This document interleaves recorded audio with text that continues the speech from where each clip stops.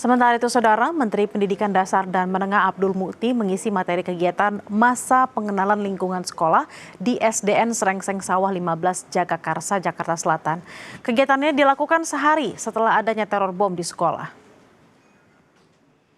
Selasa pagi, Mendikdasmen bersama Dinas Pendidikan DKI Jakarta dan Direktorat PPA PPO Polda Metro Jaya mendatangi SDN Srengseng Sawah 15 Jagakarsa pasca adanya teror ancaman bom.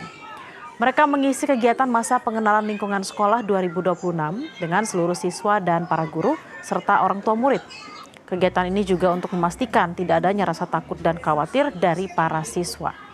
Pasca teror bom, sementara Direktorat Tindak Pidana Perempuan dan Anak serta Pemberantasan Perdagangan Orang Polda Metro Jaya memberikan penyuluhan khususnya kepada para orang tua murid dan guru.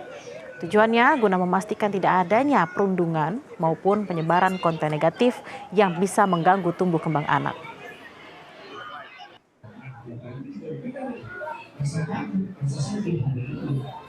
Bersama-sama melaksanakan kegiatan pagi ceria, dimulai dengan senam anak Indonesia hebat, kemudian menyanyikan lagu Indonesia Raya dan berdoa.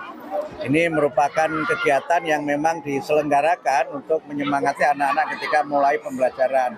Dan tadi juga sempat berdialog dengan anak-anak murid baru yang kelas 1 di sini. Alhamdulillah semuanya suasana ceria dan juga mereka sudah semangat untuk kembali belajar. Kegiatan MPLS sekarang berjalan dengan lancar.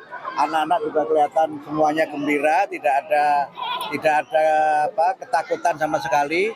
Dan ini yang ingin kita tumbuhkan terus sesuai dengan semangat dan juga sesuai dengan kebijakan kita MPLS yang ramah.